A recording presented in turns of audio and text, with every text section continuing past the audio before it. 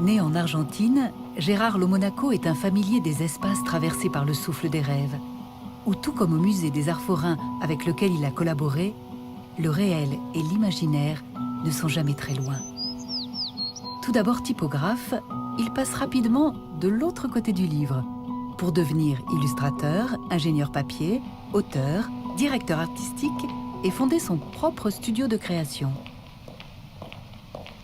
Mais c'est avec Jérôme Savary et son Grand Magique Circus qu'il découvre au début de sa carrière le spectacle, la scénographie et l'art de l'illusion.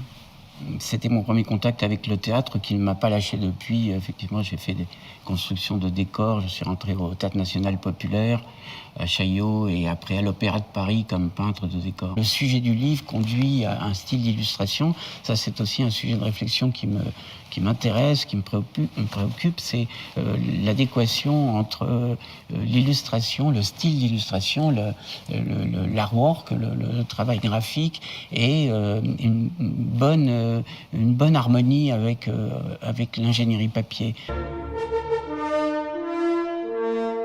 La grande magie du livre animé, c'est sortir de la page comme un magicien sort, Méliès sort de son carton à dessin des images qui sont à plat et qui deviennent en volume. Donc le mystère est là, la magie est là, c'est ça le tour de force, c'est de faire apparaître et disparaître des images qui disparaissent dans la page. Au fond, on est très proche de l'art du théâtre puisque c'est une construction par plan, premier plan, deuxième plan, troisième plan, il y a une profondeur. Donc ici, c'est les images qui me sont venues à l'écoute des chansons de Marina,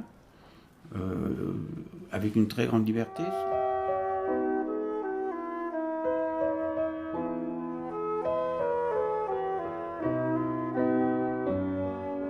Joséphine ouvre les yeux, le soleil dans les cieux.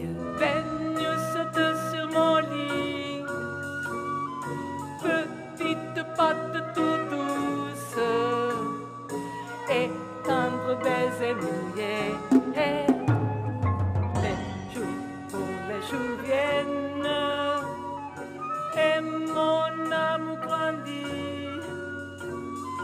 Vénus, ma petite chienne, la lumière de ma vie.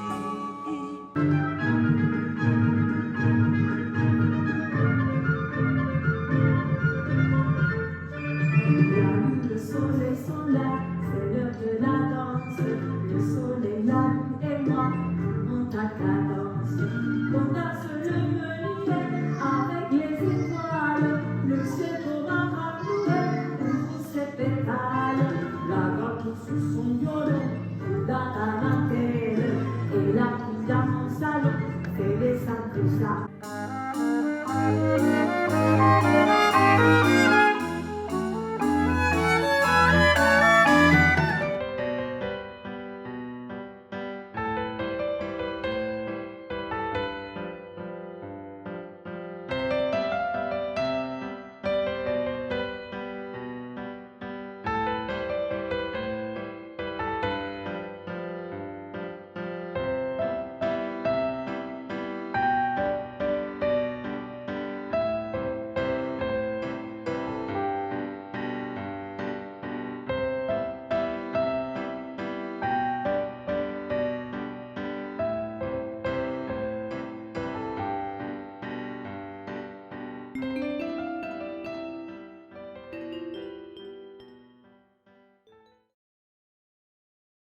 Voici le jouet en bois que m'a inspiré la sculpture du grand ours Pompon. J'ai essayé dans mon travail de retrouver cette extrême simplicité des formes. Je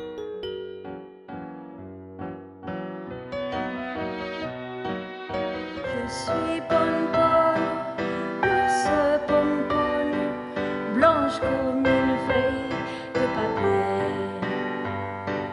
Je suis Pompon, l'ours Pompon, blanche comme une boule de neige. C'est moi l'ours polaire Pompon, toute vêtue de blanc. La reine du silence que je suis, le voit mieux que quiconque. C'est moi, la véritable reine de la nuit.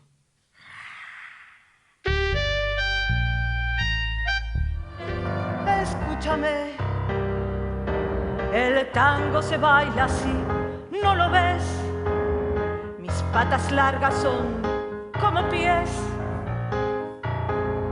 y no al revés.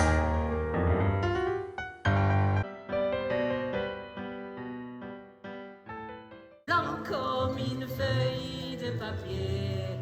Ouh, je suis Pom-Pom, l'ours Pom-Pom, blanc comme une boule de neige. Je suis Pom-Pom, l'ours Pom-Pom, blanc comme une feuille de papier. Plus fort. Je suis Pom-Pom, l'ours Pom-Pom, blanc comme une boule de neige. Encore. Depuis notre première rencontre en 1994 et 27 ans après, c'est vrai que j'avais une assez bonne connaissance de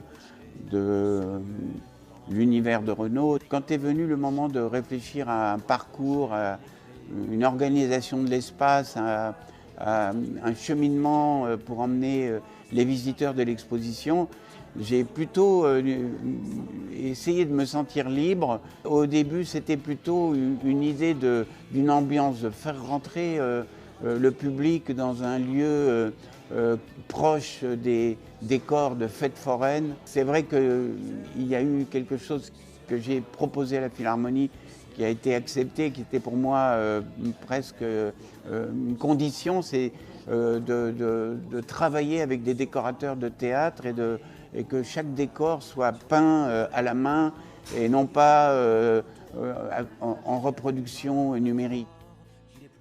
L'objet, c'est de montrer toute une vie de chansons, une histoire autour de l'univers de Renaud.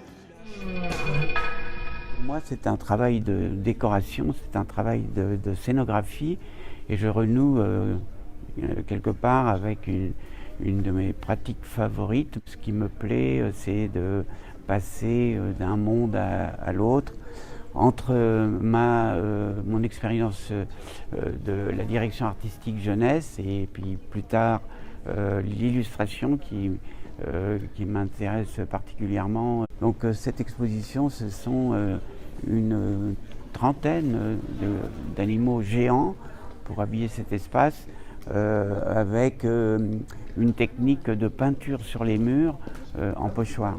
C'est une technique fantastique, ancienne, qui consiste à découper dans du carton ou du papier des formes et ensuite de remplir l'intérieur de ces formes pour obtenir des figures qui ont une vibration exceptionnelle, qui ne concurrence pas, bien au contraire, la peinture directe sur le mur. D'ailleurs, on va faire des ateliers où on invitera les enfants à s'initier à cette technique du pochoir.